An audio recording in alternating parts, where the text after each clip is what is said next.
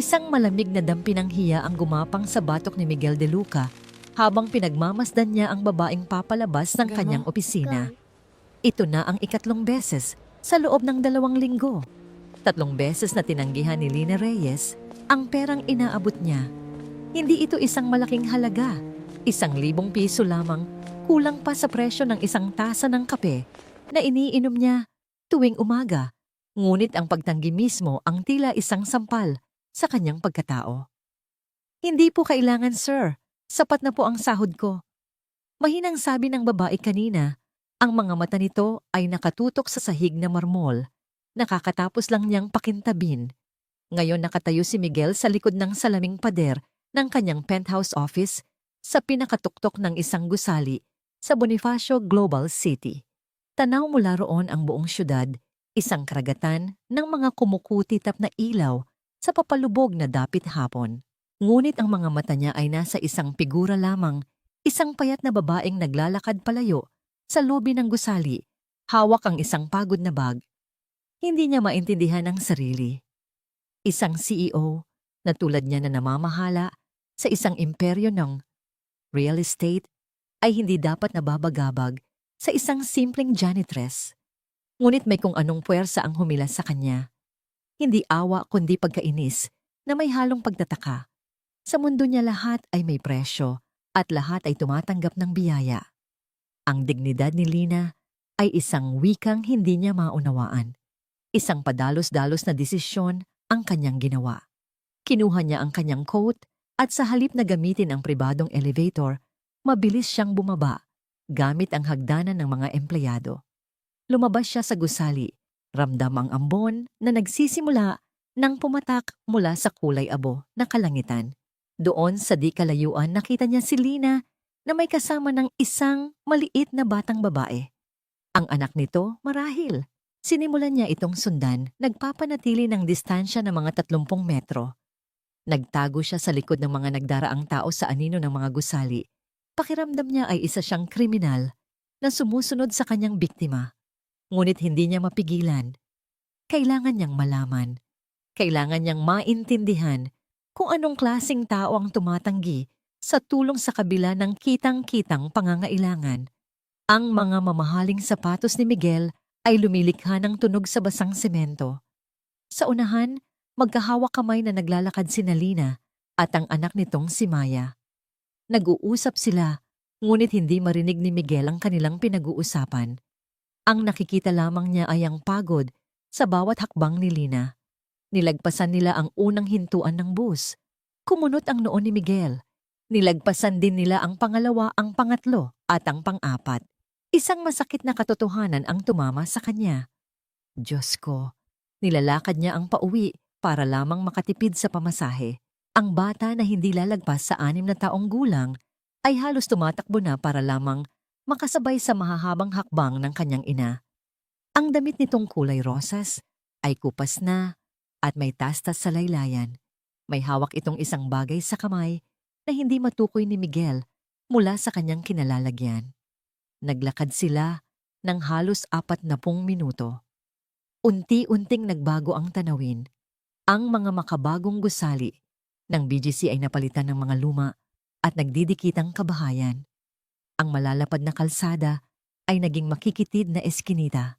Ang simoy ng mamahaling pabango ay napalitan ng amoy ng basura at estero. Nasa tondo na sila. Narinig na ni Miguel ang tungkol sa lugar na ito mula sa mga balita, ngunit hindi niya kailanman inakala na mapapadpad siya rito. Sa wakas, huminto si Lina sa tapat ng isang sira-sirang gusali ng apartment. Tumakbo ang bata papunta sa pasukan, tila may ipinapakita sa kanyang ina. Mabilis na nagtago si Miguel sa likod ng isang nakaparadang diaphragm, ang malakas na kabog ng kanyang dibdib sa kanyang mga tainga. Inay ang tinig ng bata, ay malinaw sa mahalumigmig na hangin. Tingnan niyo po. Ipinakita ni Maya ang hawak niya kay Lina. Isang basong papel na may lamang ilang barya sa loob. Isang saglit, isang segundo lang, nakita ni Miguel ang pagguho ng mukha ni Lina. Isang mabilis na kislap ng sakit at pagkabigo ang dumaan sa kanyang mga mata. Ngunit kasing bilis din itong nawala napalitan ng isang pilit na ngiti.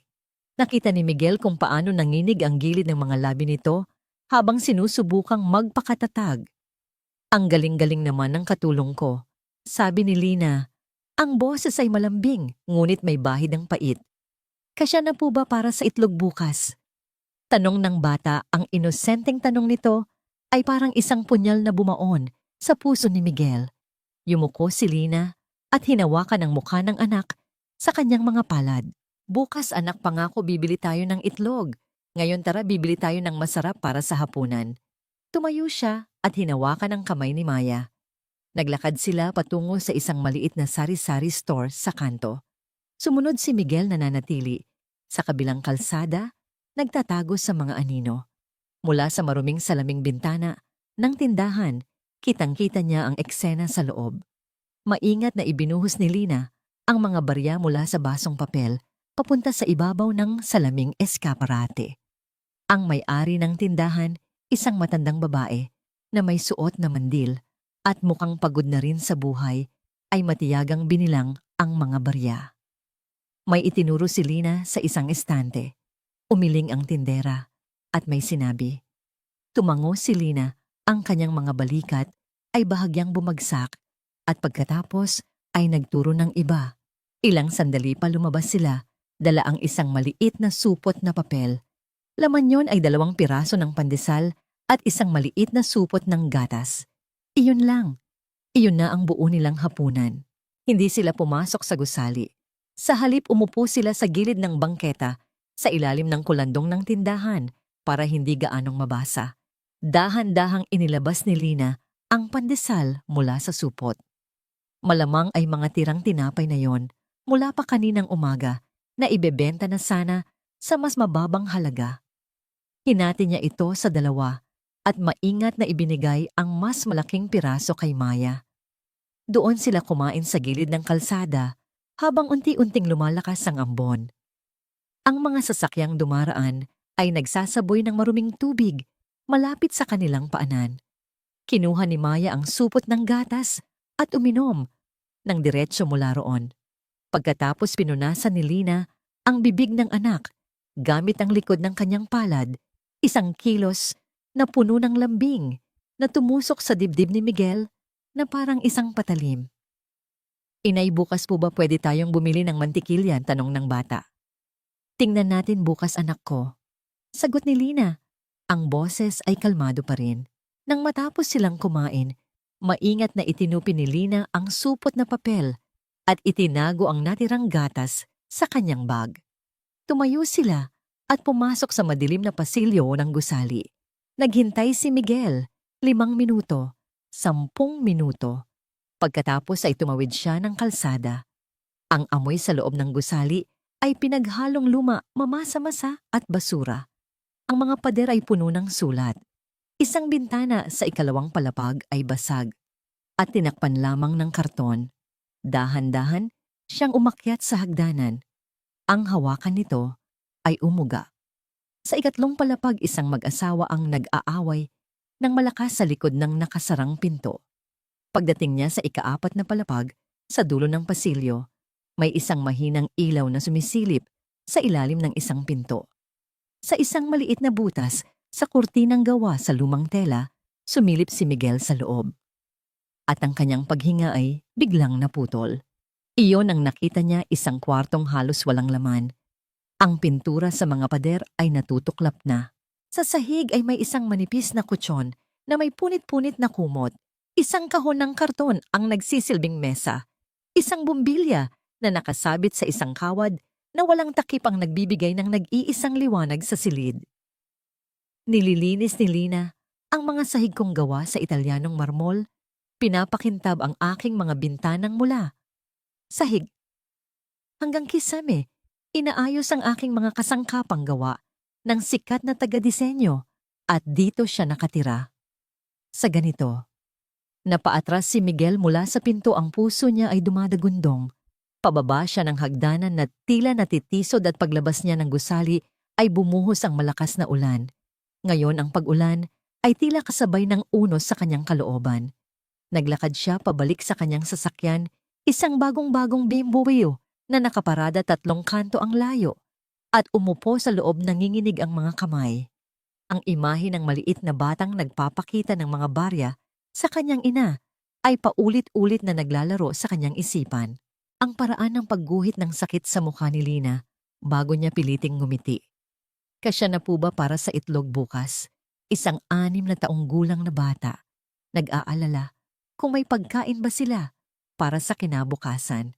Itinakip ni Miguel ang kanyang mga kamay sa kanyang mukha at mula sa isang lugar sa kaibuturan ng kanyang pagkatao na hindi niya alam na umiiral, umagos ang mga hikbi. Humagulgol siya. Hindi niya mapigilan. Umiiyak siya dahil sa kahihiyan sa sarili niyang pagkabulag. Umiiyak siya para sa 38 taon na ipinamuhay niya nang hindi nakikita na may ganitong mundo na umiiral ilang kilometro lamang mula sa kanyang marangyang tahanan. Umiiyak siya dahil ang inabot niyang pera kaninang umaga, 1,000 piso, ay mas mababa pa sa halaga ng kanyang pananghalian. At tinanggihan iyon ni Lina ng may dignidad. Dignidad. Mas marami siyang dignidad sa kanyang karukaan kaysa sa akin sa lahat ng aking kayamanan. Sa kauna-unahang pagkakataon sa kanyang buhay, nakaramdam si Miguel ng matinding kahihiyan. Isang kahihiyan na napakabigat na halos hindi niya makayang buhatin. 6 na buwan ang nakalipas. Siya po si Lina Reyes. Sabi ni Christine, ang Human Resources Manager, habang nakatayo sa may pinto ng opisina ni Miguel. Siya po ang magiging responsable sa paglilinis ng mga executive floors. Bahagya lamang itinaas ni Miguel ang kanyang tingin mula sa computer. Mabuti. Anya, ang boses ay walang anumang emosyon. Ang schedule niya ay mula alas 6 hanggang alas 11 ng umaga. Mr. De Luca, hindi po siya makakaistorbo sa mga meeting ninyo. Dagdag pa ni Christine. Perpekto. Si Lina Reyes ay tahimik na nakatayo sa tabi ng pinto. Sinulyapan siya ni Miguel ng walang interes. Isang babaeng payat, simple ang kasuotan at laging nakayuko. May mga special instructions po ba kayo, sir? Tanong ni Christine. Huwag niyang gagalawin ang anumang dokumento sa ibabaw ng lamesa ko. Sagot ni Miguel, hindi na muling tumingin sa kanila. Ang lahat ng iba pa ay standard. Naiintindihan ba? Opo, sir. Umalis sila. Ipinagpatuloy ni Miguel ang kanyang pagtatrabaho. Sa mga sumunod na buwan si Lina ay naging isang anino, isang multong hindi nakikita. Dumarating siya bago pa man sumikat ang araw. Pagpasok ni Miguel ng alas 8 ang kanyang opisina, ay malinis na walang bahid ng anumang dumi. Kumikinang ang sahig. Walang isang marka ng daliri sa mga salamin. Ang banyo ay amoy lemon. Hindi niya kailanman nakita si Lina na nagtatrabaho at hindi sila kailanman nag-usap. Inakala ni Miguel na mas matanda ang babae, marahil na sa 50 o 60 anyos. Hindi ba't karamihan sa mga tagalinis ay may edad na? Hindi na niya inabala pang alamin. Ngayon, habang binabagtas niya ang daan, pabalik sa tondo, ang alaala ng araw na yon ay isang matalim na sampal sa kanyang mukha. 6 na buwan. 6 na buwan siyang naglilinis ng aking opisina at hindi ko man lang siya tunay na nakita. Hindi ko man lang alam ang kanyang pangalan hanggang sa magsimula siyang tumanggi sa aking pera. Ang kanyang BMW, tila isang dayuhang sasakyan sa makikitid na eskinita. Ang mga taong nakatingin sa kanya ay may pagtataka at hinala sa kanilang mga mata. Ipinart niya muli ang sasakyan sa isang madilim na lugar, ilang kanto, ang layo mula sa gusali kung saan pumasok si Lina. Bumaba siya at sa ilalim ng payong sinundan ang daang tinahak nila kanina. Nang makarating siya sa harap ng gusali, tumigil siya. Ang gusali ay mas mukhang kahabag-habag sa malapitan. May mga bitak ang pader at ang amoy ng basura ay mas matindi. Huminga siya ng malalim, tila naghahanda para sa isang laban at pumasok sa loob. Kung ang amoy sa labas ay masama, na mas masahol pa sa loob.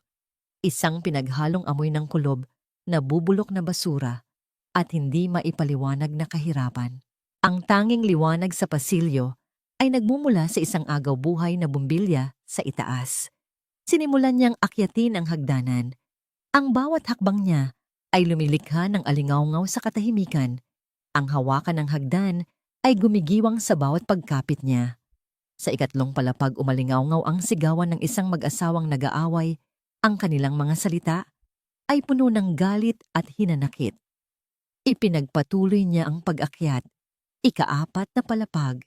Sa dulo ng madilim at masikip na pasilyo, isang sinag ng liwanag ang nagmumula sa siwang sa ilalim ng isang pinto. Ito na marahil iyon. Dahan-dahan siyang lumapit, bawat hakbang ay maingat na parang isang magnanakaw sa gabi. May isang maliit na butas sa kurtina na gawa sa retasong tela. Sumilip siya at ang kanyang paghinga ay napigil. Ang kanyang puso ay tila tumigil sa pagtibok. Ang nasa loob ay isang kwartong halos walang laman. Ang pintura sa mga pader ay natutuklap. Sa sahig, may isang manipis na kutsyon na may punit-punit na kumot. Isang kahon ng karton ang nagsisilbing mesa. At sa ibabaw nito, isang kwaderno. Si Maya ay nakaupo sa sahig na kasubsob sa pagsusulat, habang si Lina ay nakaluhod sa tabi niya matiyagang nagtuturo. Hindi anak ganito. Narinig niyang bulong ni Lina. Itinuro nito ang isang bagay sa kwaderno. Kung may 3 mansanas ka, tapos binigyan kita ng 2 pa ilan na lahat, 5 po ang masiglang sagot ni Maya. Magaling. Ang eksena ay napakasimple, napakatahimik, ngunit para kay Miguel, ito ang pinakamarahas na bagay na nasaksihan niya. Ang pagmamahal at pasensya sa boses ni Lina, ang determinasyon sa mukha ni Maya, lahat ng iyon ay nagaganap sa loob ng isang silid na mas mukha pang bodega kaysa sa isang tahanan. Ang kanyang mga mata ay muling lumibot sa paligid. May isang alambreng nakasabit mula sa isang pader patungo sa kabila. Nakasampay doon ang ilang pirasong damit, isang uniforme ng eskwela, isang kupas na bestida, 2 t-shirt. Iyon lang. Walang refrigerator, walang kalan, walang aparador, walang telebisyon, walang anumang bagay na maituturing na luho o kahit simpleng kaginhawahan. Isang masakit na paghahambing ang sumagi sa kanyang isipan. Ang kanyang walk-in closet ay mas malaki pa sa buong silid na ito. Ang kanyang koleksyon ng mga relo ay kayang bumili ng 10 apartment na tulad nito. Si Lina, ang babaeng naglilinis ng kanyang banyong may jacuzzi, ang babaeng nag-aalis ng alikabok sa kanyang mga mamahaling painting, ay umuuwi sa ganito gabi-gabi. Ang kanyang anak na babae ay gumagawa ng takdang aralin sa isang kahon ng basura. Isang nanginginig na paghinga ang kumawala kay Miguel. Napaatras siya mula sa pinto dahan-dahan na parang natatakot na makalikha ng anumang ingay na sisira sa sagradong sandali sa loob. Tumalikod siya at halos patakbong bumaba ng hagdanan. Hindi na niya inalintana ang umugang hawakan o ang madulas na sahig. Kailangan niyang makaalis. Kailangan niyang makahinga. Paglabas niya ng gusali, sumalubong sa kanya ang malakas na buhos ng ulan. Ngunit hindi na niya ito naramdaman. Naglakad siya pabalik sa kanyang sasakyan. Basang-basa ang isipan, ay blangko sa pagkabigla. Pagpasok niya sa loob ng BMW, isinara niya ang pinto. Ang biglaang katahimikan sa loob ng sasakyan ay nakabibingi. Isinandal niya ang kanyang noo sa manibela. Ang katad nito ay malamig sa kanyang balat. Sinubukan niyang paandarin ang makina, ngunit ang kanyang mga kamay ay sobrang nanginginig. Ang mundong kanyang kilala, isang mundo ng mga kontrata, ng milyon-milyong pisong transaksyon, ng mga business meeting, at ng mga artipisyal na ngiti, ay biglang gumuho. Sa lugar nito, ang tanging nakikita niya ay ang imahe ng isang ina at isang anak sa isang kwartong walang laman na pilit na bumubuo ng isang buhay mula sa halos wala. At sa ikalawang pagkakataon ng gabing iyon sa loob ng kanyang marangyang sasakyan na nagkakahalaga ng higit pa sa kayang kitain ni Lina, sa buong buhay niya si Miguel De Luca ay humagulgol na parang isang bata. Ngunit hindi na ito dahil sa awa o pagtataka. Ito ay dahil sa isang nakakawasak at hindi maikakailang katotohanan sa kanilang kahirapan. Mas buo pa ang kanilang pagkatao kaysa sa kanya sa gitna ng kanyang kayamanan. Ang mga sumunod na araw ay naging isang uri ng pagpapahirap para kay Miguel. Ang imahe ng kwartong walang laman, ay nakatatak sa kanyang isipan, isang multo na sumusunod sa kanya kahit saan siya magpunta. Sa kanyang penthouse, ang bawat mamahaling gamit ay tila nangungutya sa kanya. Ang malambot na Persian rug sa kanyang sahig ay nagpapaalala sa kanya ng malamig na sementong tinutulugan ni Nalina at Maya. Ang kanyang state-of-the-art na kusina na bihirang gamitin ay isang insulto sa kanilang hapunan na pandesal at gatas. Naging obsession niya si Lina. Sinimulan niyang pumunta sa opisina nang mas maaga 6:30 pa lang ay nandoon na siya. Nagkukunwari siyang abala sa mga papeles, ngunit ang totoo, hinihintay niyang makita ang babae. At naroon nga siya, palaging naroon, tahimik na gumagalaw isang anino sa malawak na gusali. Sinimulan niyang mapansin ang mga detalye na dati hindi niya pinapansin.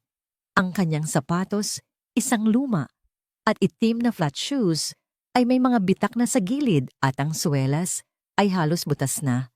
Ang kanyang mga kamay laging basa mula sa mga kemikal na panlinis ay namumula at magaspang. At ang kanyang mga mata may malalalim na maitim na bilog sa ilalim nito na nagpapakita ng isang pagod na hindi kayang itago ng anumang ngiti. Isang umaga, sinubukan niyang muli. Habang papalabas si Lina ng kanyang opisina, tinawag niya ito. Lina, sandali. Natigilan ng babae, ang kanyang likod ay nanigas. Humarap siya, nang dahan-dahan ang mga mata ay nakayuko pa rin. Po, sir. Inilabas ni Miguel ang kanyang wallet at kumuha ng 2,000 piso. Para sa'yo. Magaling ang trabaho mo. Tiningnan ni Lina ang pera. Pagkatapos ay tumingin sa kanya. Isang segundong katahimikan ang namagitan sa kanila. Salamat po, sir. Pero tulad po ng sabi ko dati, hindi ko po ito matatanggap.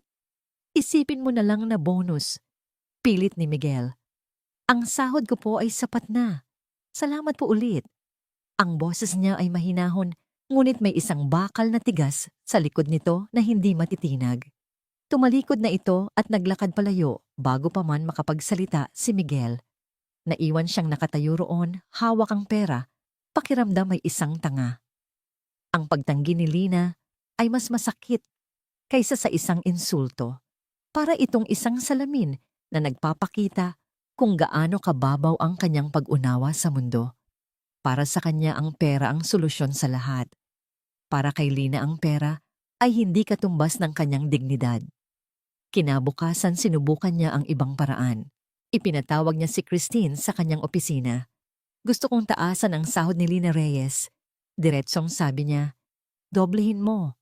Nagulat si Christine. Po, pero sir, sumusunod po tayo sa standard rates ng agency. Kakailanganin po natin ng malakas na justification para dyan. Hindi ko tinatanong.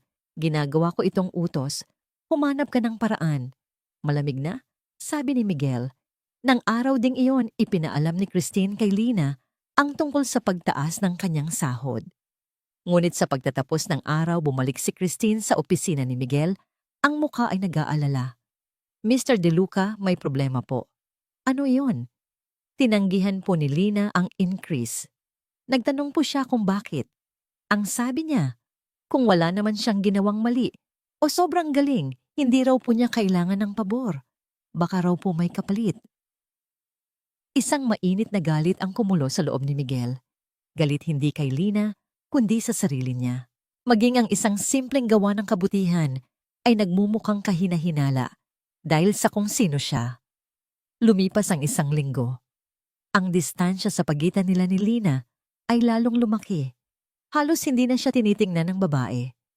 Kung dati ay anino lang siya, ngayon ay tila hangin na lamang. At iyon ang mas lalong nagtulak kay Miguel na gumawa ng isang bagay na mas desperado. Kinahaponan muli niyang sinundan si Lina. Hindi na niya alam kung bakit.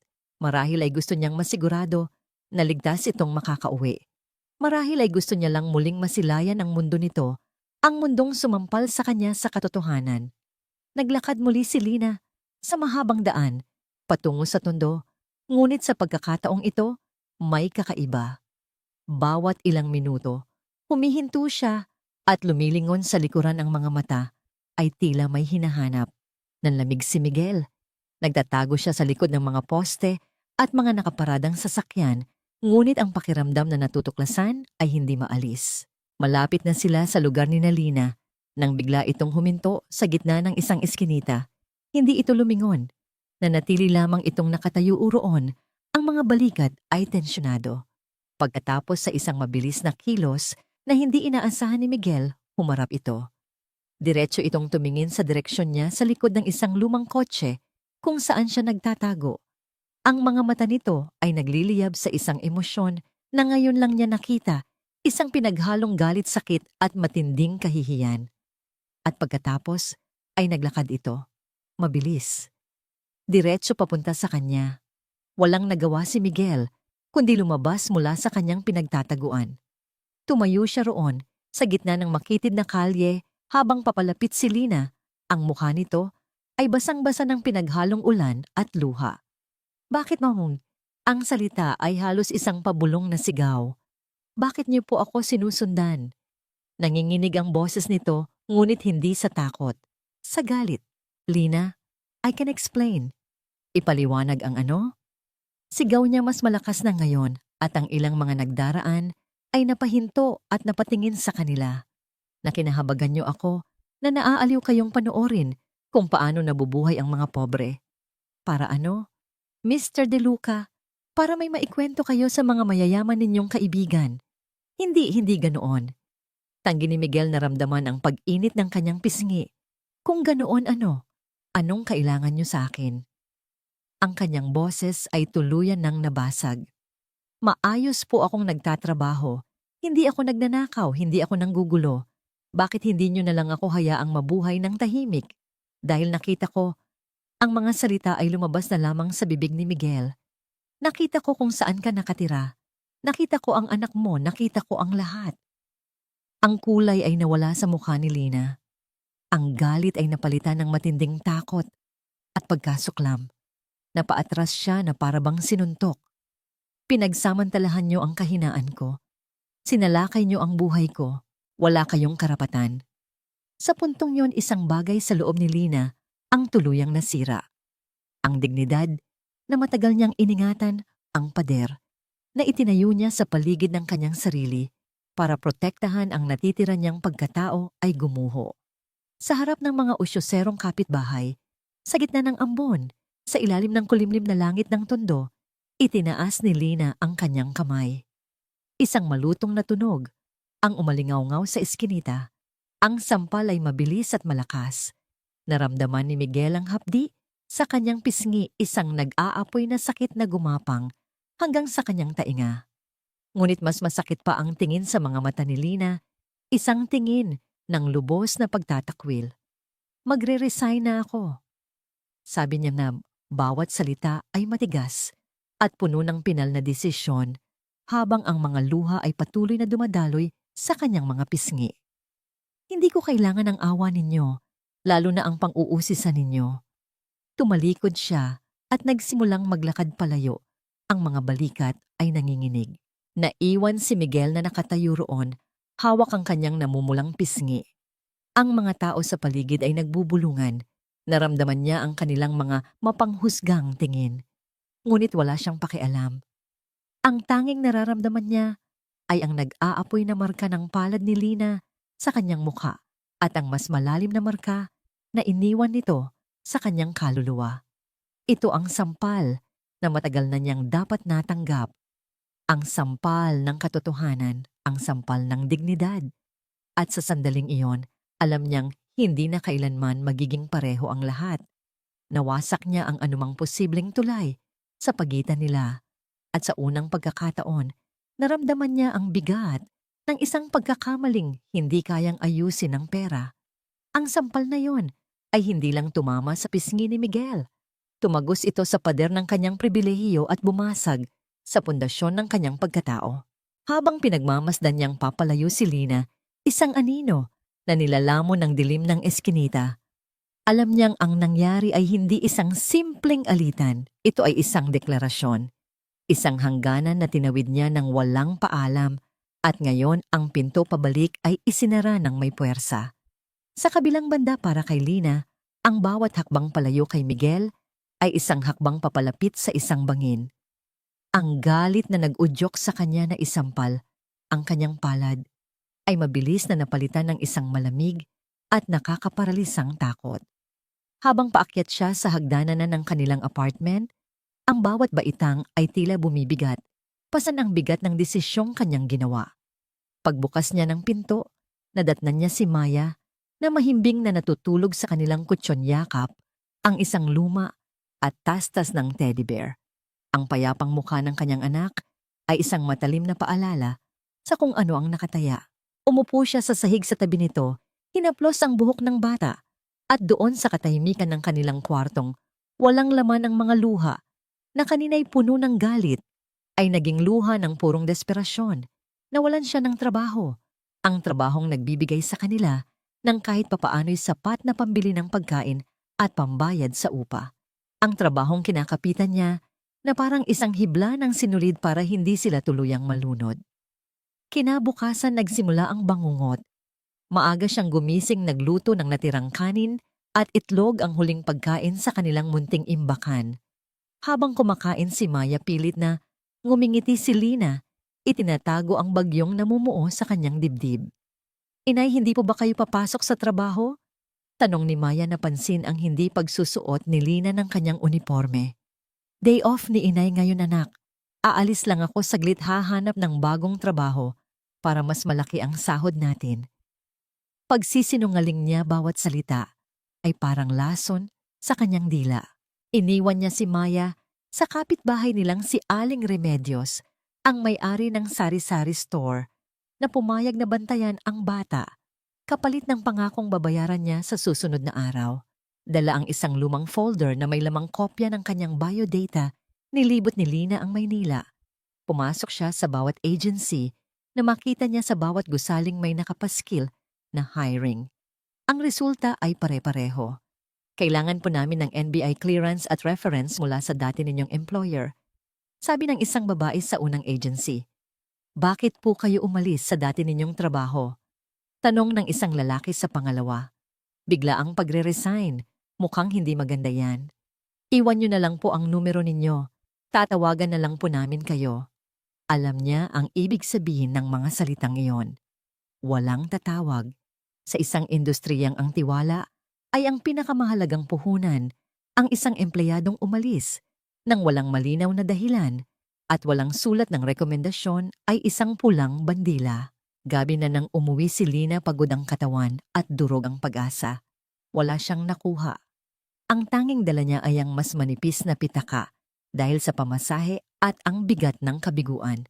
Parang isang masamang pelikula, ang mga problema ay nagsimulang dumating ng sunod-sunod. Kinaumagahan, habang naghahanda siyang umalis, muli isang malakas na katok sa pinto ang gumulantang sa kanila. Pagbukas niya, isang lalaking may makapal na bigote at mapanuring mga mata ang sumalubong sa kanya. Si Berto, ang kolektor ng taong pinagkakautangan niya para sa pampagamot noon sa kanyang namayapang asawa. "Lina," bati nito, ang boses ay malagkit na parang mantika. "Akinse ngayon. Alam mo na ang ibig sabihin niyan." "Kuya Berto, pasensya na po. Pwede po bang sa susunod na linggo na lang? Nagkaproblema lang po."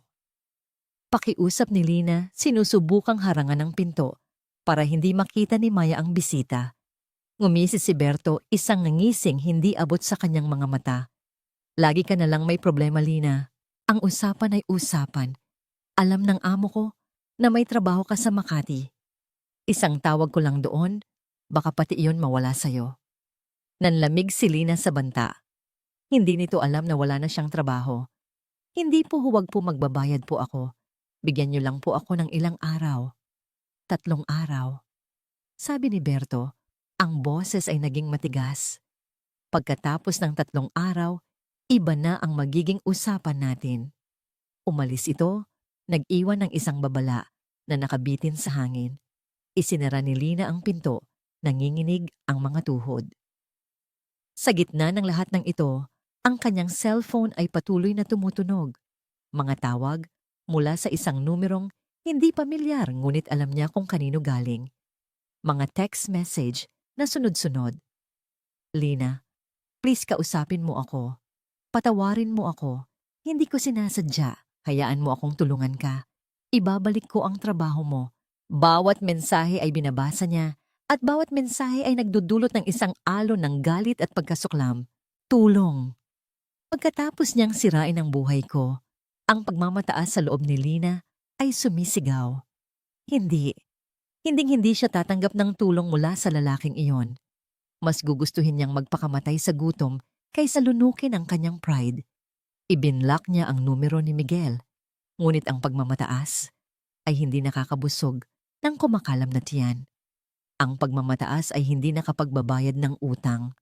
Kinagabihan, habang hinahati niya ang huling piraso ng tinapay na ibinigay ni Aling Remedios, tiningnan niya ang paligid ng kanilang silid.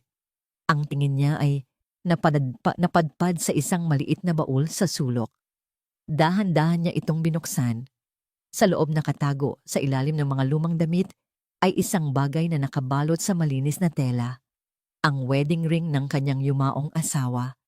Isang simpleng singsing na gawa sa pilak, ang tanging mamahaling bagay na pag-aari nila. Ito ang alaala ng isang masayang panahon, isang pangako ng habambuhay na pagmamahalan na brutal, na pinutol ng isang aksidente sa construction site. Mahigpit niyang hinawakan ang singsing. Ang metal ay malamig sa kanyang palad. Ito na lang ang natitira sa kanya. Tumingin siya kay Maya na tahimik na ngumunguya ng kanyang maliit na piraso ng tinapay. Ang mga mata ng bata ay puno ng pagtitiwala. Walang kamalay-malay sa sakuna na papalapit sa kanila. Sa sandaling iyon, ang halaga ng pagmamataas ay naging malinaw kay Lina. Nagkakahalaga ito ng gutom ng kanyang anak. Nagkakahalaga ito ng kanilang tirahan. Nagkakahalaga ito ng kanilang kinabukasan. Kinabukasan dala ang singsing, naglakad siya patungo sa sanglaan. Bawat hakbang ay parang isang pagtapak sa nagbabagang uling. Isinusuko niya hindi lamang ang isang piraso ng metal, kundi ang huling piraso ng kanyang nakaraan. Sa kanyang isipan, isang tanong, ang paulit-ulit na umuulit. Hanggang kailan? Hanggang kailan sila mabubuhay sa perang ito? At pagkatapos ano na? Ang pagmamataas ay isang mabigat na pasanin. At ngayon, habang papalubog ang araw, naramdaman ni Lina na ang bigat nito ay unti-unti na siyang dinudurog. Sa kabilang bahagi ng syudad, sa isang malamig at minimalistang opisina na may tanawin ng buong Makati skyline, umupo si Isabel Fortaleza na may isang manipis na folder sa kanyang harapan. Siya ay isang babaeng sanay makuha ang lahat ng kanyang gusto, isang katangian na pinatalas ng kanyang yaman at ng pangalan ng kanyang pamilya. Hindi siya ang tipo ng babae na nagpapatalo, lalo na sa isang bagay na dating naging kanya. Napansin niya ang mga pagbabago kay Miguel sa loob ng nagdaang mga linggo. Ang biglaang pagkansela ng mga meeting, ang kawalan nito ng interes sa isang bagong proyektong real estate na nagkakahalaga ng bilyon-bilyon. At higit sa lahat ang isang kakaibang distansya sa mga mata nito na hindi niya pa nakikita dati. Hindi ito ang Miguel na kilala niya, ang lalaking walang puso na ang tanging kinikilalang Diyos ay ang kita. Ang pagiging isang matalinong negosyante ay nangangahulugan din ng pagiging isang taong mapaghinala. Isang tawag lang sa isang pribadong investigador ang kinailangan. At ngayon, ang mga sagot ay nasa folder na nasa kanyang lamesa. Binuksan niya ito. Mga litrato ni Miguel na palihim na sinusundan ng isang babae. Mga litrato ng sasakyan niyang Bimbo na nakaparada sa isang eskinita sa Tondo. At ang pangalan ng babae, Lina Reyes. Posisyon janitress. Status byuda, may isang anak. Isang mapaklang tawa ang kumawala sa mga labi ni Isabel. Isang tagalinis. Ang dakilang si Miguel de Luca, ang hari ng real estate, ay nahuhumaling sa isang basahan. Hindi ito selos. Ito ay pagkasuklam. Isang insulto sa kanilang uri. Ang babaeng ito ay isang kahihiyan, isang virus na kailangang alisin bago pa man nito tuluyang sirain ang lahat ng pinaghirapan ni Miguel at ang mga interes niya sa kumpanya. Kinuha niya ang kanyang telepono at may idinayal na numero. Ito ang numero ng supervisor sa isang residential building sa Pasig, kung saan nalaman niyang nagtatrabaho rin si Lina. "Hello, Mrs. Santos," sabi ni Isabel. Ang kanyang boses ay naging matamis at puno ng awtoridad. "Isabel Fortaleza po ito." "Opo, ako nga po. May isang maliit na bagay lang po akong gustong ipaalam sa inyo tungkol sa isa sa mga empleyado ninyo, isang Lina Reyes." Samantala, pagkatapos ng 2 araw na walang sawang paghahanap ng trabaho, halos sukuan na ni Lina ang pag-asa. Ang perang nakuha niya mula sa singsing ng kanyang asawa ay sapat lamang para pambayad sa 1 linggong utang kay Berto at pambili ng ilang araw na pagkain.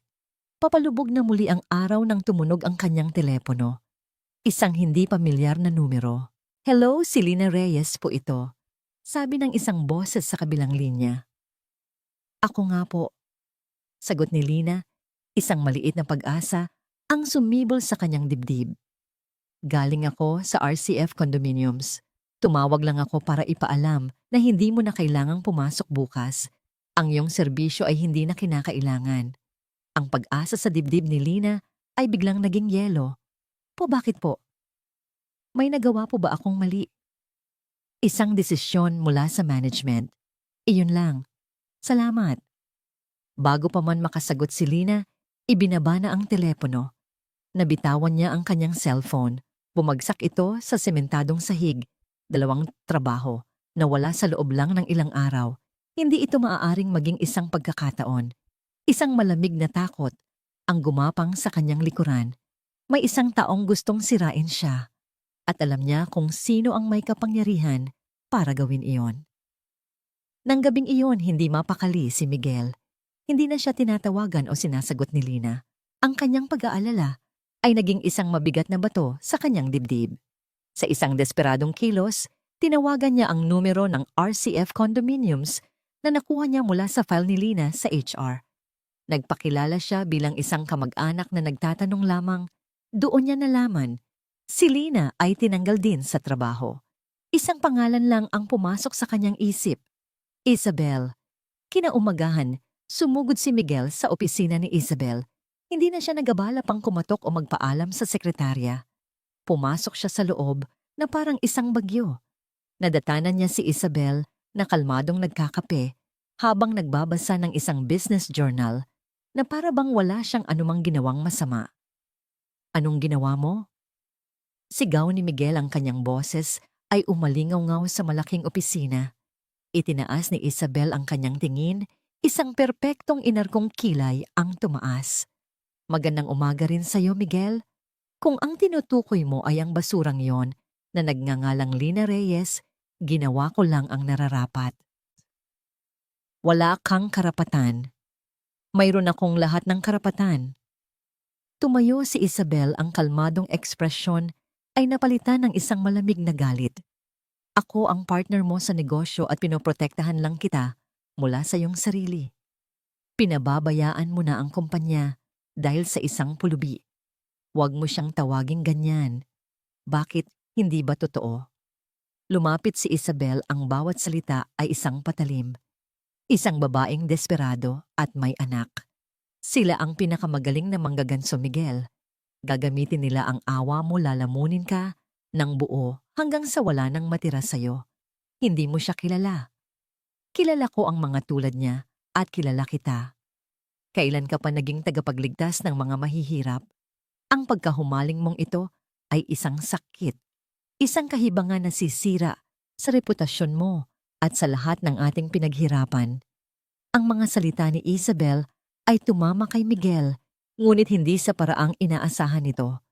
Hindi siya nasaktan, lalo siyang nagalit. Nakita niya ng malinaw ang kabulukan sa likod ng magandang mukha at mamahaling damit nito, ang kawalan ng puso, ang pagkamakasarili ng kanilang mundo. Sa ibabaw ng makintab na lamesa ni Isabel ay may isang baso ng tubig. Sa isang mabilis na kilos na puno ng galit, kinuha ito ni Miguel. Isang malakas na lagabog ang umalingaw-ngaw nang ibagsak niya ang baso sa lamesa. Ang salamin ay sumabog at ang tubig ay kumalat sa ibabaw ng mga importanteng dokumento. Napaatras Si Isabel sa gulat ang kanyang mga mata ay nanlaki. Tapos na tayo. Mariing sabi ni Miguel ang kanyang boses ay mababa at puno ng panganib. Ang lahat ng pag-aalinlangan sa kanya ay nawala, napalitan ng isang matigas na determinasyon. Bibilin ko ang lahat ng shares mo sa kumpanya. Pangalanan mo ang presyo mo. Gusto kong mawala ka na sa buhay ko at sa negosyong ito. Natigilan si Isabel. Nababaliw ka na ba? Isusuko mo ang 10-10 milyon para sa isang tagalinis. Hindi. Sagot ni Miguel, ang mga mata ay nag-aapoy. Magbabayad ako ng 10-10 milyon para sa sarili kong kaluluwa. Tumalikod siya at naglakad palabas ng opisina. Iniwan si Isabel na nakatayo sa gitna ng nagkalat na bubog at ng kanyang sariling pagkagapi. Habang naglalakad si Miguel palayo, isang desisyon ang nabuo sa kanyang isipan. Hindi na sapat ang pagtulong lamang kay Lina. Ang ginawa ni Isabel ay isang sintomas ng isang mas malaking sakit, isang sistema kung saan ang mga taong tulad ni Lina ay itinuturing na mga bagay na maaaring basta na lang itapon. Hindi na niya lalabanan lang ang sistema. Gagawa siya ng bago. Isang bagay na itinayo, hindi sa kasakiman, kundi sa isang salitang natutunan niya mula sa isang babaeng walang-wala dangal. Ang balita ng pagkawala ng kanyang ikalawang trabaho ay hindi lang isang masamang balita para kay Lina. Ito ay isang hatol ng kamatayan. Ang maliit na halagang nakuha niya mula sa sangla ay halos naubos na sa pambayad utang at sa araw-araw na gastusin. Ngayon, ang natitira sa kanyang pitaka ay ilang gusot na papel de 20 at mga barya hindi sapat para sa isang araw na pamumuhay, lalo na para sa kinabukasang puno ng kawalan. Ang pinakamasakit ay ang pagtataksil. Alam niyang hindi ito nagkataon lamang. May isang makapangyarihang kamay na gumagalaw sa dilim, isang kamay na determinadong durugin siya. At ang kamay na yon ay konektado kay Miguel de Luca. Ang kanyang pagmamataas ay bumubulong sa kanya na kasalanan ito lahat ng lalaki, ngunit ang kanyang takot ay sumisigaw ng ibang katotohanan. Kahit sino pa man ang may gawa nito, siya at si Maya ang nagdurusa. Ang araw ng pagbabayad ng upa ay dumating na parang isang magnanakaw sa gabi. Kumatok ang may-ari ng apartment, isang lalaking may mukhang laging nakasimangot na tila pasan ang lahat ng problema sa mundo. Lina, 1 linggo ka nang huli sa bayad. Sabi nito, walang anumang emosyon sa kanyang boses. Mang Tonyo, pasensya na po. Mawawalan po ako ng trabaho. Bigyan niyo pa po ako ng ilang araw. Nangangako po ako. Magbabayad po ako. Pakiusap ni Lina, ang kanyang boses ay nanginginig. Umiling si Mang Tonyo. Ilang araw, iyan din ang sinabi mo noong nakaraang buwan. Kung hindi ka makakapagbayad hanggang bukas ng hapon, kailangan nyo nang umalis. May iba nang naghihintay na umupa rito. Ang mga salita ay tumama kay Lina na parang isang pader na gumuho sa kanya. Pero Mang Tonyo, saan po kami pupunta? May bata po akong kasama. Hindi ko na problema yan, Lina. Tumalikod ito at umalis, isinara ang pinto sa kanyang mga pakiusap. Nang gabing iyon, halos walang laman ang kanilang hapag. Isang tasang lugaw na hinaluan ng maraming tubig para dumami. Kinain ito ni Maya nang walang reklamo, ngunit nakita ni Lina ang tanong sa mga mata ng kanyang anak. Inay, bakit po lugaw lang? Wala po bang itlog? Isang punyal ang bumaon sa puso ni Lina. Ngumiti siya ng pilit. Espesyal ang lugaw ni Inay ngayon, pampalakas para bukas. Hindi na natulog si Lina ng gabing iyon. Umupo siya sa dilim, pinagmamasdan ang natutulog na si Maya, habang ang kanyang isipan ay naglalakbay sa isang maze ng takot at kawalan ng pag-asa. Wala na silang pupuntahan, wala silang kamag-anak na malalapitan, itinakwil na siya ng kanyang pamilya noon pa man. Wala na siyang anumang bagay na maisasangla. Kinabukasan ng hapon ng takot ay naging isang malupit na katotohanan. Dumating si Mang Tonyo kasama ang 2 malalaking lalaki. Oras na, Lina. Sabi nito. Walang nagawa si Lina. Sa harap ng umiiyak na si Maya, inilagay niya ang kanilang kakaunting gamit sa loob ng 2 malalaking plastic bag. Ang mga damit, ang mga kwaderno at lapis ni Maya. ang luma at tastas ng teddy bear. Ang larawan ng kanyang yumaong asawa. Iyon na ang buong mundo nila nagkasya sa dalawang supot. Itinaboy sila palabas. Habang nakatayo sila sa eskinita sa ilalim ng mainit na sikat ng araw, narinig nila ang paglock ng pinto ng kanilang dating tahanan. Ang tunog na yon ay ang tunog ng pagsasara ng huling kabanata ng kanilang buhay. Inay, saan po tayo pupunta? Tanong ni Maya. Ang mga luha ay dumadaloy sa kanyang pisngi. Yumuko si Lina at niyakap ang kanyang anak ng mahigpit. Huwag kang mag-alala, anak ko. Magkasama tayo. Hindi tayo maghihiwalay. Ngunit sa kanyang isipan, ang tanong ni Maya ay umuulit-ulit na parang isang sirang plaka. Saan nga ba sila pupunta? Naglakad sila nang walang patutunguhan. Dala ang kanilang mga plastic bag. Ang bigat ng kanilang mga dala ay hindi lamang pisikal. Pasan nila ang bigat ng kanilang kapalaran. Napadpad sila sa abalang lugar ng Quiapo. Ang ingay ng mga tao, ang busina ng mga sasakyan, ang sigaw ng mga tindera. Lahat ay tila nagpapatingkad sa kanilang sariling katahimikan at kawalan. Gabi na nang makarating sila sa isang terminal ng bus sa Loton. Pagod na ang kanilang mga paa at kumakalam na ang kanilang mga tiyan. Umupo si Lina sa isang malamig na sementadong upuan habang isinandal ni Maya ang ulo sa kanyang kandungan at agad na nakatulog dahil sa pagod. Pinagmasdan ni Lina ang mga taong dumaraan, mga pamilyang masayang nag-uusap, mga estudyanteng nagtatawanan, mga manggagawang nagmamadaling umuwi. Bawat isa ay may patutunguhan. Sila lang ang wala. Sila ay naging mga multo sa gitna ng syudad, hindi nakikita, hindi naririnig. Dito sa pusod ng desperasyon, naisip niya ang isang bagay na isinumpa niyang hinding-hindi niya gagawin. Isang bagay na mas masahol pa sa pagbebenta ng singsing ng kanyang asawa. Isang bagay na sisira sa huling piraso ng kanyang dignidad. Ngunit, nang tumingin siyang muli sa natutulog na si Maya na bahagyang nanginginig dahil sa lamig, alam niyang wala na siyang pagpipilian. Ang dignidad ay isang luho na hindi na niya kayang bayaran. Kinuha niya ang isang piraso ng karton mula sa basurahan. Ginamit niya ang natitirang lipstick sa kanyang bulsa para magsulat. Ang kanyang mga kamay ay nanginginig. Tulong po. Para lang po sa pagkain ng anak ko. Inilapag niya ang karton sa sahig sa kanyang harapan. Kinuha niya ang basong papel na dating pinaglagyan ng barya ni Maya at inilagay ito sa tabi ng karton. At doon umupo siya, ang muka ay nakayuko. Itinatago ang kanyang muka sa kahiyan. Naramdaman niya ang mga tingin ng mga taong dumaraan. Ang ilan ay may awa. Ang karamihan ay may pagwawalang bahala.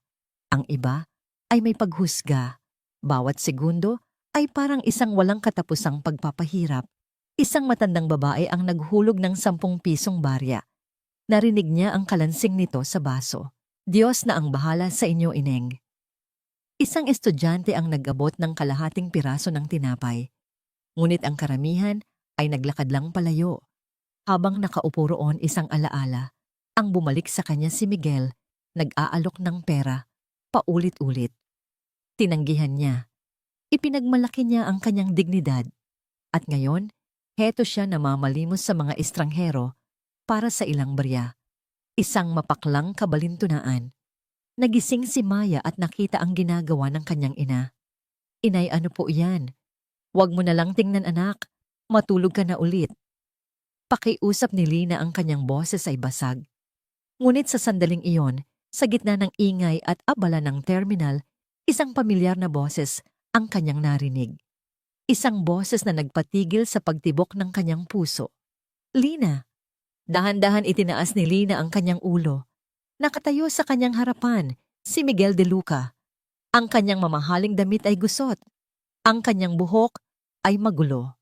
At ang kanyang mga mata ay puno ng isang emosyon na hindi pa nakikita ni Lina, dati isang pinaghalong sakit, pagsisisi at lubos na pagkadurog.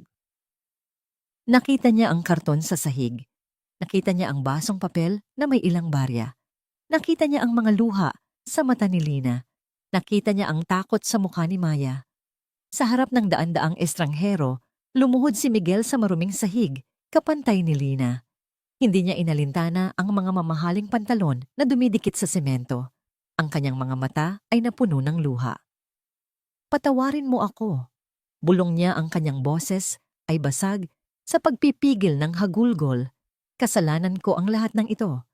At sa kauna-unahang pagkakataon, hindi na nakipagtalo si Lina. Hindi na niya ipinaglaban ang kanyang pagmamataas. Dahil sa pusod ng desperasyon, wala nang natira para ipaglaban. Ang tanging naroon ay ang isang nakakabinging katahimikan at ang pag-amin na pareho silang talunan sa isang larong hindi sila dapat naglaro.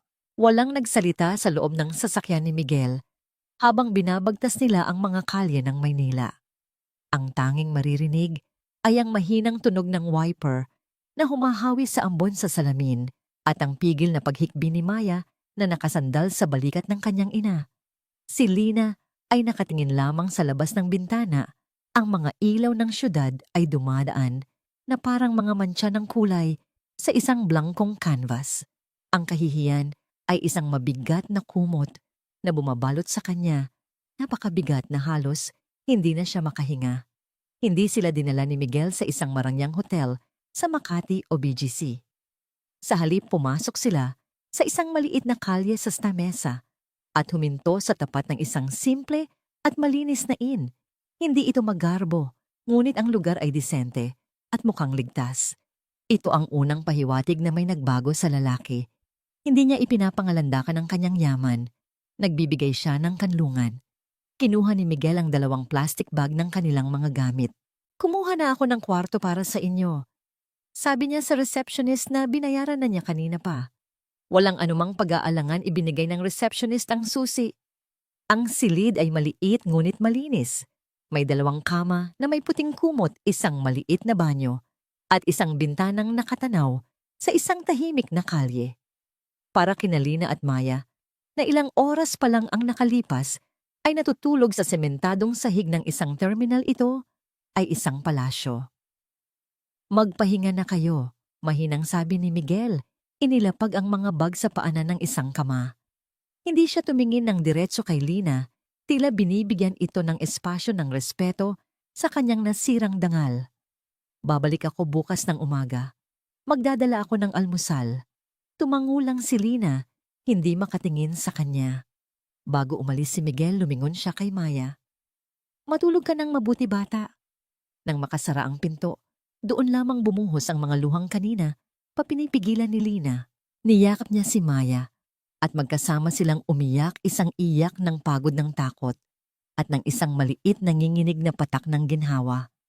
Nang gabing iyon, sa unang pagkakataon sa loob ng maraming araw, natulog sila sa isang malambot na kama, ligtas mula sa lamig at panganib ng kalsada. Kinaumagahan, isang mahinang katok ang gumising kay Lina. Pagbukas niya ng pinto, naroon si Miguel, may dalang isang supot na papel. Amoy mainit na sopas at pandesal. Muli simple, hindi isang mamahaling almusal mula sa isang hotel restaurant. Isang pagkaing nagbibigay ginhawa. Para sa inyo, sabi niya, iniabot ang supot. Kumain sila sa katahimikan. Si Maya na gutom ay masayang humigop ng mainit na sabaw. Si Lina naman ay kumain ng dahan-dahan, bawat subo ay tila isang mabigat na pag-amin ng kanyang sitwasyon.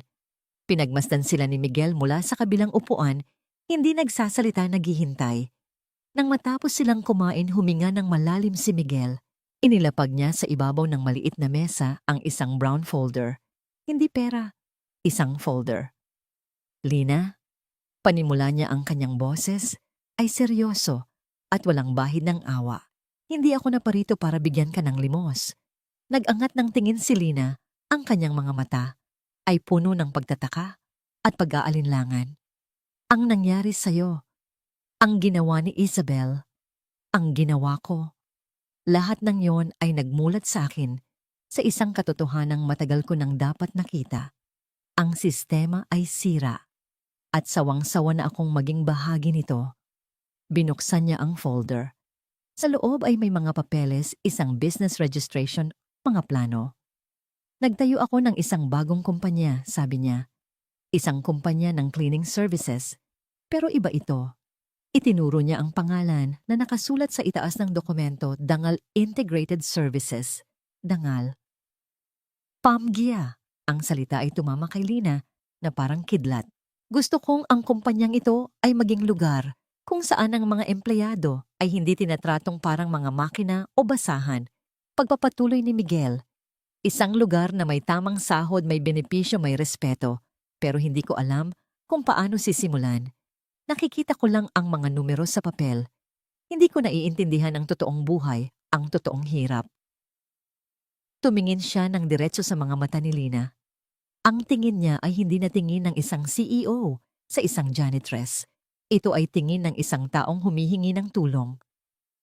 Kaya hindi kita inaalok ng trabaho bilang tagalinis, Lina. Natigilan si Lina. Ang kanyang puso ay nagsimulang tumibok ng mabilis. Inaalok kita ng posisyon bilang operations manager ng Dangal Services. Ang mga salita ay binitawan sa hangin at para kay Lina, ang buong silid ay tila umikot. Operations manager siya. Isang babaeng hindi nakatapos ng kolehiyo na ang tanging karanasan ay ang pagkayod sa 2 trabaho para lang mabuhay. Hindi ko kailangan ng pasasalamat mo. Mabilis na sabi ni Miguel na para bang nabasa niya ang gulat at pagtanggi sa isipan ni Lina. Kailangan ko ang karanasan mo. Kailangan ko ang kaalaman mo. Alam mo kung ano ang pakiramdam ng magtrabaho ng 14 na oras. Alam mo kung ano ang pakiramdam ng tratuhin na parang hindi ka tao. Alam mo kung ano ang kailangan ng mga taong tulad mo para mabuhay ng may dignidad. Ibinuka ni Lina ang kanyang bibig para magsalita, ngunit walang salitang lumabas. Ikaw ang magseset ng mga pulisya. Sabi ni Miguel, ang kanyang boses ay puno ng pagnanais na maunawaan siya. Ikaw ang magte-train sa mga bagong empleyado. Ikaw ang magiging boses nila. Ikaw ang magiging puso ng kumpanyang ito. Hindi ito kawanggawa, Lina. Ito ay isang alok na pangnegosyo. Kailangan kita para magtagumpay ito. Sa sandaling iyon, isang bagay ang nagbago. Sa unang pagkakataon sa kanyang buong buhay, may isang taong tumingin sa kanya at hindi nakita ang isang pobreng biyuda. Hindi nakita ang isang biktima na kailangan ng awa. Hindi nakita ang isang katawan na maaring pagsamantalahan. Nakita siya ni Miguel de Luca bilang isang taong may halaga. Nakita niya ang kanyang pagdurusa hindi bilang isang kahinaan, kundi bilang isang pinagmumulan ng pambihirang lakas at karunungan. Ang mga luha ay muling namuo sa mga mata ni Lina, ngunit sa pagkakataong ito, hindi na ito luha ng desperasyon o kahiyan. Ito ay luha ng pagkabigla ng pagtataka at ng isang maliit na nginginig na usbong ng isang bagay na matagal na niyang kinalimutan. Pag-asa. Nakatitig siya sa folders sa salitang dangal. Pagkatapos ay kay Miguel. Nakita niya ang sinseridad sa mga mata nito. Nakita niya ang pagsisisi at nakita niya ang isang alok hindi ng pera, hindi ng awa, kundi ng isang pagkakataon. Isang pagkakataon na muling itayo ang kanyang buhay hindi bilang isang taong tinutulungan, kundi bilang isang taong kapantay. Nasa harapan niya ang pinakamalaking desisyon ng kanyang buhay. Ang daan pabalik sa kadiliman ay pamilyar at puno ng sakit. Ang daan pasulong ay hindi tiyak at nakakatakot. Ngunit sa dulo nito, may isang liwanag na matagal na niyang hindi nakikita. Ang liwanag ng kanyang sariling halaga. Ang katahimikan sa loob ng silid ng inn ay halos isang solidong bagay, puno ng bigat ng alok ni Miguel. Pinagmasdan ni Lina ang mga papeles, ang pangalang dangal, at ang lalaking nasa harapan niya na naghihintay ng kanyang sagot. Ang bawat tibok ng kanyang puso ay isang pagtatalo sa pagitan ng pag-aalinlangan na dulot ng mga taon ng pagkabigo at ng isang bagong tuklas na pag-asa na nagpupumilit sumibol. May isang kondisyon. Sa wakas ay sabi ni Lina, ang kanyang boses ay mahina, ngunit matatag na ikinagulat, maging ng kanyang sarili. Nag-angat ng tingin si Miguel, ang kanyang mga mata ay nagpakita ng kahandaang makinig. Sabihin mo, gusto ko ng isang kontrata. Sabi ni Lina, isang formal na kontrata ng pagiging empleyado. Nakasulat doon ang aking sahod, ang aking mga tungkulin at ang aking mga responsibilidad. Tratuhin mo ako bilang isang tunay na empleyado, hindi bilang isang proyektong pangkawang gawa. Kung hindi ko magawa ng maayos ang trabaho ko, may karapatan kang tanggalin ako. Isang maliit na ngiti ang sumilay sa labi ni Miguel, isang tunay na ngiti, hindi pilit. Iyon mismo ang inaasahan ko sa'yo. Tumango siya. Magkakaroon ka ng kontrata. Iyon ang simula. Ang simula ng pagtatayo, hindi lang ng isang kumpanya, kundi ng mga nasirang buhay. Ang mga unang linggo ay isang ipo-ipo ng gawain. Nagrenta si Miguel ng isang maliit na espasyo sa isang lumang gusali sa Santa Cruz, malayo sa karangyaan ng Makati, ngunit abot kamay para sa mga manggagawang kanilang tinatarget. Walang magarbong kasangkapan, isang segunda manong mesa lamang para kay Miguel at isa para kay Lina, ilang mga upuan at isang whiteboard. Sa unang araw dumating si Lina, suot ang pinakamatinong damit na pag-aari niya. Naupo siya sa kanyang mesa at sa unang pagkakataon, naramdaman niya ang kakaibang bigat ng pagiging isang manager. Ngunit sa halip na matakot, isang determinasyon ang pumuno sa kanya. Ito na ang kanyang pagkakataon. Naging isang napakagaling na estudyante si Miguel. Nakikinig siya habang siya ang nag-aasikaso sa mga legal na papeles, sa pagbili ng mga bagong kagamitan at sa paghahanap ng mga posibleng kliyente. Si Lina naman ang nagbalangkas ng puso ng kumpanya. Kailangan natin ng tamang sahod, sabi ni Lina, isang hapon habang nagsusulat sila sa whiteboard. Hindi minimum wage, isang sahod na kayang bumuhay ng isang pamilya ng disente. Magkano ang nasa isip mo? Tanong ni Miguel, handa ang kanyang calculator. Sinabi ni Lina ang isang halaga na halos doble ng kinikita niya noon sa 2 trabaho. Tiningnan ni Miguel ang mga numero. Mababawasan niyan ng malaki ang ating kita. Pero mababawasan din niyan ang pag-aalala ng isang ina kung may ipapakain ba siya sa kanyang anak kinabukasan. Diretsong sagot ni Lina. Ang isang empleyadong hindi nag-aalala sa pagkain ay isang empleyadong mas mahusay magtrabaho. Tumango si Miguel. Tama ka, gawin natin. Nagdagdag sila ng SSS PhilHealth at Pag-ibig, mga benepisyong marami sa mga maliliit na ahensya ay hindi ibinibigay. Nag-isip din si Lina ng isang bagay na mas radikal. Kailangan natin ng daycare. Kahit isang maliit na silid lang kung saan pwedeng iwanan ng mga nanay ang kanilang mga anak habang nagtatrabaho sila. Naalala ni Miguel si Maya nag-aaral sa isang kahon ng karton. Oo, sabi niya nang walang pag-aalinlangan. Maglalaan tayo ng espasyo para dyan. Sinimulan nilang mag-hire. Ngunit sa halip na mag-post sa mga sikat na job site personal na naghahanap si Lina, binalikan niya ang mga taong nakilala niya sa kanyang mga dating trabaho, mga taong tulad niya na masipag at may dangal, ngunit laging napag-iiwanan ng sistema. Kinausap niya si Aling Remedios na may kilalang pamangking babae na single mother. Kinausap niya ang isang security guard na naghahanap ng dagdag na pagkakakitaan para sa kanyang asawang may sakit. Isa-isa dumating sila. Mga babae at lalaki na may mga kwento ng paghihirap, ngunit may apoy ng pag-asa sa kanilang mga mata. Sa bawat interview si Lina ang nangunguna. Hindi niya tinatanong ang tungkol sa kanilang mga dating trabaho. Tinatanong niya ang tungkol sa kanilang mga pangarap para sa kanilang mga pamilya. Habang ang dangal services ay unti-unting nabubuo, isang anino mula sa nakaraan ang nagmamasid. Nakarating kay Isabel Fortaleza ang balita tungkol sa bagong hobby ni Miguel. Sa una inakala niyang ito ay isang simpleng paglilibang lamang, isang paraan para maibsan ang kanyang guilt. Ngunit nang malaman niyang si Lina Reyes ang operations manager, ang pagwawalang bahala ay naging isang nag-aapoy na galit. Hindi niya matanggap. Ang babaeng basahan na sinipa niya palabas ay siya ngayong kasosyo ng lalaking umagaw sa kanya. Ito ay isang personal na insulto. Isang sampal sa kanyang pangalan at kapangyarihan. Isang hapon, habang si Lina ay nagsasagawa ng isang orientation para sa 5 bagong empleyado sa kanilang maliit na opisina, ang pinto ay bumukas ng malakas. Pumasok si Isabel, suot ang isang mamahaling damit at nagliliyabol na mga alahas. Dala niya ang hangin ng karangyaan at kapangyarihan na tila isang dayuhan sa simpleng lugar na yon. Ang lahat ng empleyado ay natigilan at napatingin. So ito pala ang bago ninyong palasyo. Sabi ni Isabel, ang kanyang boses ay puno ng pangungutya habang nililibot ng tingin ang opisina. At ikaw, bumaling siya kay Lina, ang kanyang mga mata ay nanlilisik. Ang tagalinis na naging manager, kahanga-hanga. Sabihin mo sa akin anong klaseng serbisyo ang ibinibigay mo sa boss mo para makuha ang posisyong yan.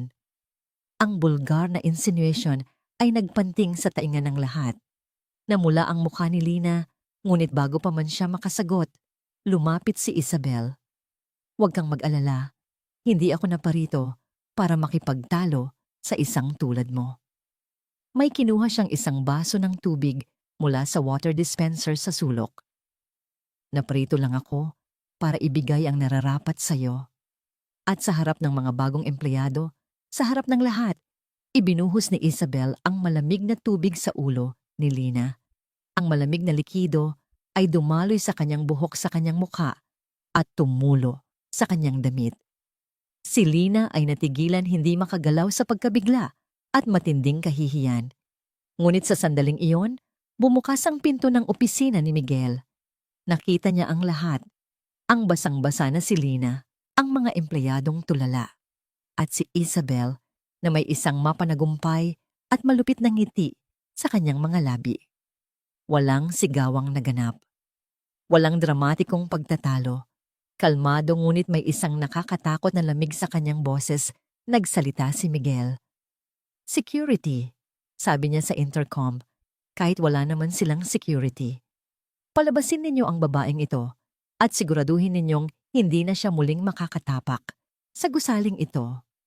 Pagkatapos ay lumapit siya hindi kay Isabel kundi kay Lina. Kinuha niya ang isang tuyong tuwalya mula sa kanyang drawer. Sa harap ng lahat, sa harap ni Isabel, na ngayon ay namumutla na sa galit, maingat niyang pinunasan ang mukha ni Lina. Okay ka lang ba? Mahinang tanong niya. Tumango si Lina, ang kanyang mga mata ay nagsisimula ng mamasa. Hindi na lumingon si Miguel kay Isabel. Naglakad siya papunta sa harap ng mga empleyado. Ako si Miguel De Luca at ako ang may-ari ng kumpanyang ito. Sabi niya, ang kanyang boses ay malakas at malinaw. Ang babaeng yon, itinuro niya si Isabel na ngayon ay kinakaladkad na palabas ng dalawang empleyadong lalaki ay isang halimbawa ng lahat ng bagay na kinakalaban ng dangal services. Ang babaeng ito naman, bumaling siya at inilagay ang isang kamay sa balikat ni Lina. Si Lina Reyes, ang inyong operations manager, ay isang halimbawa ng lahat ng bagay na ipinaglalaban natin. Respeto, lakas, at higit sa lahat, dignidad. Kung sino man sa inyo ang hindi sumasang-ayon dyan, malaya na kayong umalis ngayon din. Walang gumalaw, walang umalis. Sa halip isa-isang tumayo ang mga empleyado at pumalakpak. Mahinang palakpak sa una na unti-unting lumakas. Ang kilos ni Miguel ay higit pa sa pagtatanggol. Ito ay isang pagpapatunay, isang pampublikong deklarasyon. Sa sandaling iyon sa gitna ng kanilang munting opisina, ang huling pader ng pag-aalinlangan sa pagitan nila ni Lina ay tuluyan ng gumuho. Hindi na siya ang kanyang tagapagligtas. Sila ay magkasosyo na magkakampi sa isang laban na mas malaki pa kaysa sa kanilang dalawa. Ang insidente kay Isabel, sa halip na maging isang mapait na alaala, ay naging isang hindi inaasahang pundasyon. Ang pampublikong pagtatanggol ni Miguel kay Lina ay nagpadala ng isang malinaw na mensahe sa lahat ng kanilang empleyado sa dangal services. Ang bawat isa ay may halaga at ang kanilang dignidad ay hindi mabibili o matatapakan ni numan. Ang respeto para kay Lina bilang kanilang manager ay tumaas ng sobra at ang tiwala nila sa pangako ng kumpanya ay tumibay. Para kina Miguel at Lina, ang pangyayari ay nag-alis ng isang hindi nakikitang hadlang sa pagitan nila. Ang dating ugnayan ng CEO at janitress ng tagapagligtas at biktima ay tuluyan ng nabura. Sila na ngayon ay si Miguel at si Lina, 2 taong nagtatrabaho ng magkabalikat para sa isang layunin. Ang mga sumunod na buwan ay napuno ng trabaho. Ginugol nila ang kanilang mga araw sa paghahanap ng mga kliyente at pagperpekto ng kanilang mga serbisyo at ang kanilang mga gabi sa pag-aaral ng mga business plan at payroll. Naging isang perpektong team sila. Si Miguel gamit ang kanyang koneksyon at talino sa negosyo ay nakakuha ng mga kontrata mula sa mga maliliit na opisina at gusali na handang magbayad ng mas mataas para sa kalidad at etikal na serbisyo. Si Lina naman gamit ang kanyang karanasan at puso ang nagsigurong ang bawat empleyado ay masaya, produktibo at nararamdaman ang kanilang kahalagahan. Ang kanilang munting opisina sa Santa Cruz ay naging isang masiglang lugar. Ang daycare ay napuno ng mga boses at tawa ng mga bata, kabilang na si Maya na masayang naglalaro pagkatapos ng kanyang klase. Sa unang pagkakataon sa kanyang buhay, nakikita ni Maya ang kanyang ina, hindi bilang isang pagod at laging nag-aalalang anino, kundi bilang isang lider, isang babaeng may ngiti sa labi at may awtoridad sa boses. Isang Biyernes ng gabi, 6 na buwan, pagkatapos nilang magsimula, natanggap nila ang isang tawag. Isang malaking kumpanya sa Ortigas na narinig ang tungkol sa kanilang magandang reputasyon ay nag-aalok sa kanila ng isang taunang kontrata para sa paglilinis ng kanilang buong gusali. Ito ang kanilang unang malaking break.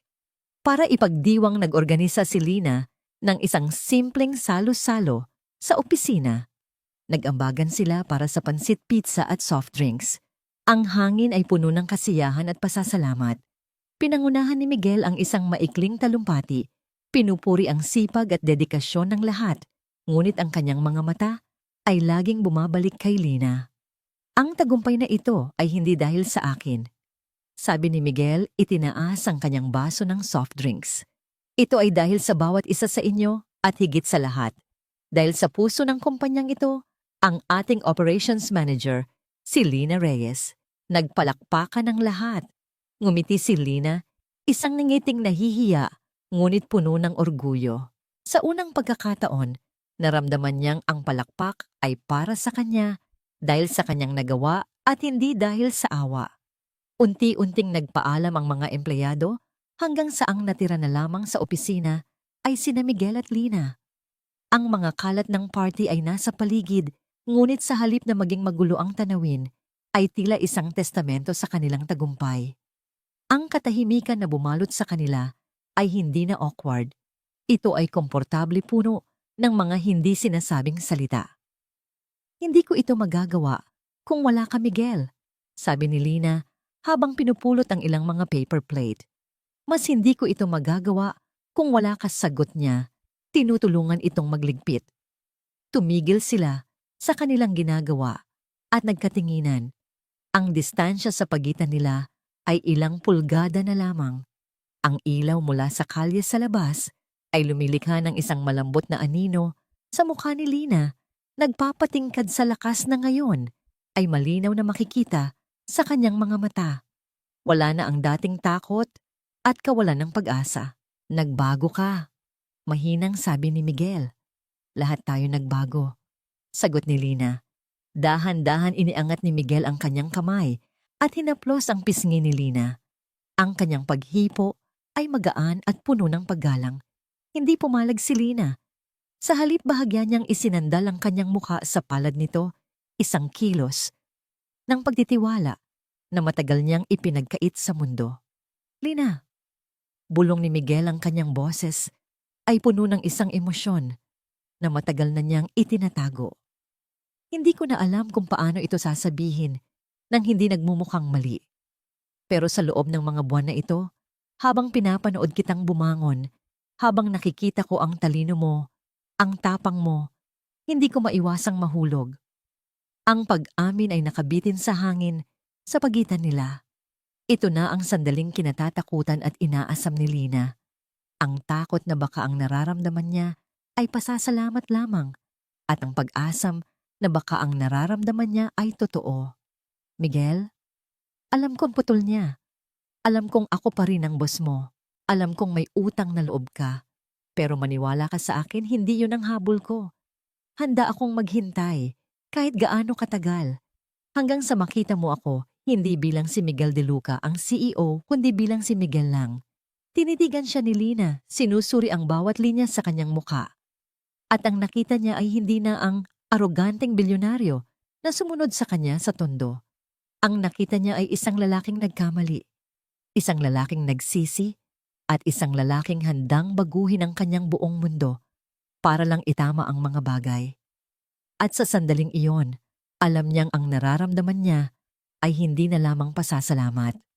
Dahan-dahan ginawa ni Lina ang isang bagay na hindi inaasahan ni Miguel. Siya ang unang gumalaw. Itinaas niya ang kanyang sarili ng bahagya at ang kanilang mga labi ay nagtagpo, ang unang halik. Ito ay hindi isang halik na puno ng pagnanasa o desperasyon. Ito ay isang halik na mahinahon, malambing at puno ng pag-unawa. Ito ay isang pagtatagpo ng dalawang kaluluwang nasaktan at naghahanap ng lunas sa isa't isa. Ito ay isang pangako ng isang bagong simula na itinayo hindi sa pundasyon ng pera o kapangyarihan, kundi sa pundasyon ng respeto at pagkakapantay-pantay. Nang maghiwalay ang kanilang mga labi, nakasandal ang kanilang mga noo sa isa't isa. Siguro, bulong ni Lina, isang maliit na ngiti ang naglalaro sa kanyang mga labi. Hindi na natin kailangang maghintay ng ganoon katagal. Ilang linggo pagkatapos ng gabing iyon, lumipat si Lina at Maya mula sa inn. Gamit ang sahod na natanggap niya mula sa Dangal Services, umupa siya ng isang maliit ngunit disenteng apartment sa isang lugar na mas malapit sa opisina at sa eskwelahan ni Maya. Sa araw ng kanilang paglipat, tumulong si Miguel. Binuhat niya ang mga kahon, binuo ang isang maliit na kama para kay Maya at ikinabit ang mga kurtina. Habang pinagmamasdan sila ni Lina, ang lalaking minsan ay tiningala niya sa takot na ngayon ay pawisang nag-a-assemble ng isang murang kasangkapan para sa kanyang anak. Alam niyang nakauwi na siya. Hindi sa isang lugar kundi sa isang pakiramdam. Ang pakiramdam ng pagiging buo, malaya at minamahal para sa kung sino talaga siya. 1 taon at kalahati ang lumipas. Ang ambon na muling bumabalot sa Maynila ay nagpapaalala sa gabing nagsimula ang lahat. Ngunit ngayon ang lahat ay ibang-iba na. Sa isang maliit, ngunit maaliwalas na apartment sa isang tahimik na lugar sa San Juan, ang amoy ng ginigisang bawang at sibuyas ay nangingibabaw. Si Miguel na nakasuot ng simpleng t-shirt at shorts ay naghahalo ng pasta sauce sa isang kalan, isang tunay na kalan, sa isang tunay na kusina. Si Lina naman, nakararating lang mula sa trabaho, ay nag-aayos ng mesa. Inay-inay. Isang masiglang sigaw ang umalingaw-ngaw mula sa sala. Pumasok si Maya sa kusina, iwinawagayway ang isang papel. Sa edad na 7, ang dati maliit at tahimik na bata ay isa ng bibo at matalinong batang babae. Tingnan niyo po, perpekto po ako sa math quiz namin. Kinuha ni Lina ang papel at tiningnan ang malaking pulang 100 na nakasulat sa itaas. Wow, ang galing-galing naman ng anak ko. Niyakap niya si Maya ng mahigpit at ang kanyang puso ay napuno ng isang uri ng kaligayahan na dati pangarap lamang. Si Maya ay nag-aaral sa isang magandang eskwelahan at ang lahat ng gastusin, matrikula, uniforme, libro ay binabayaran ni Lina mula sa kanyang sariling sahod. Siyempre mana sa akin yan. Biro ni Miguel mula sa kalan at binato siya ni Lina ng isang piraso ng bell pepper. Nagtawanan silang tatlo. Ito na ang kanilang normal. Isang normal na hindi nila kailanman inakala. Ang buhay ay nagbago ng husto. Ang Dangal Integrated Services ay isa ng matatag na kumpanya na may mahigit 50 empleyado. Kilala na sila sa industriya hindi lang sa kalidad ng kanilang serbisyo, kundi sa kanilang ethical na pamamalakad. Si Miguel ay hindi na kasing yaman ng dati. Ibinenta na niya ang kanyang penthouse at ang karamihan sa kanyang mga luho, ngunit mas masaya siya kaysa kailanman. Si Lina naman ay isang ganap na ibang tao mula sa aninong unang nakilala ni Miguel. Ang kanyang natural na talino at pag-unawa sa mga tao ay namukadkad sa kanyang posisyon. Ngunit ang pinakamalaking pagbabago ay darating pa lamang. Habang naghahapunan sila ibinalita ni Lina ang isang bagay na kanina pa niya pinag-iisipan. Miguel Maya, panimula niya huminga ng malalim. May tumawag sa akin kanina. Mula sa isang malaking kumpanya. Inaalok nila ako ng posisyon bilang regional manager. Napatigil si Miguel sa pagsubo. Wow, iyan ay malaking balita. Ano po ang regional manager, tanong ni Maya? Ibig sabihin, anak, mas malaki na ang magiging responsibilidad ni Inay at mas malaki rin ang sahod niya. Paliwanag ni Lina. Pero ibig sabihin din, kailangan kong umalis sa Dangal Services. Isang katahimikan ang bumalot sa kanila. Tumingin si Lina kay Miguel, may bahid ng pag-aalala sa kanyang mga mata. Inaasahan niya ang pagkadismaya o marahil isang pakiusap na huwag umalis. Ngunit sa halip ngumiti si Miguel. Isang ngiting puno ng orgulyo. Kailan mo balak tanggapin? Nagulat si Lina. Hindi ka. Galit. Galit, Lina, bakit ako magagalit? Kinuha niya ang kamay ni Lina mula sa ibabaw ng mesa. Ito ang pruweba ng lahat. Ito ang pruweba na kaya mong tumayo sa sarili mong mga paa. Ito ang pruweba na ang halaga mo ay nakikita na hindi lang ako kundi ng buong mundo. Minahal kita, hindi para manatili kang nakatali sa akin o sa kumpanyang binuo natin. Minahal kita dahil sa kung sino ka, isang malakas at may kakayahang babae. At ang babaeng iyon ay nararapat lumipad ng mataas.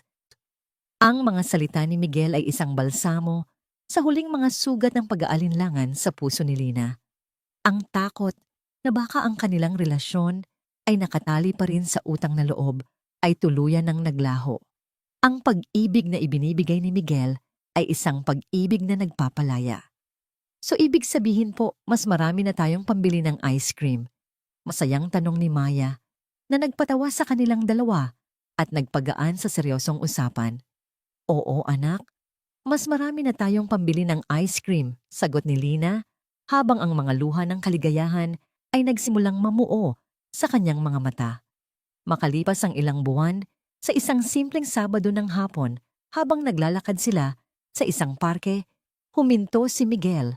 Lumuhod siya sa harap ni Lina, sa harap ni Maya, at sa harap ng sinumang nagdaraan. May kinuha siyang isang maliit na kahon mula sa kanyang bulsa. Sa loob may isang simpleng singsing hindi diamante, kundi isang singsing na may maliit na birthstone ni Maya sa gitna. Lina Reyes, sabi niya, ang kanyang boses ay nanginginig ng bahagya. Ikaw ang nagturo sa akin kung ano ang tunay na kahulugan ng yaman. Hindi ito nasa pera o ari-arian. Nasa pagmamahal ito sa pamilya at sa dangal. Tinuruan mo akong mabuhay muli. Ngayon gusto kong gugulin ang natitirang bahagi ng buhay ko. Kasama ka hindi bilang iyong tagapagligtas o iyong boss, kundi bilang iyong kapantay, iyong kaibigan at iyong asawa. Pakakasalan mo ba ako? Sa pagkakataong ito, ang mga luha ni Lina ay malayang dumaloy. Ang mga taong nakapaligid sa kanila ay nagsimulang pumalakpak. Tumingin siya kay Maya na may malaking nangiti sa labi. Pumayag na po kayo, Inay. Tumingin siyang muli kay Miguel na matiyagang naghihintay. Oo, sabi niya, ang kanyang boses ay puno ng pag-ibig. Oo, pakakasalan kita. Isinuot ni Miguel ang singsing sa kanyang daliri. Tumayo siya at hinalikan siya. At sa halik na yon, ang lahat ng sakit ng nakaraan, ang gutom, ang kahihiyan, ang desperasyon, ay tuluyan ng naghilom. Ang kanilang tahanan ay hindi isang penthouse sa BGC o isang kwartong walang laman sa tondo. Ang kanilang tahanan ay isang pakiramdam ng pagiging ligtas, ng pagiging buo.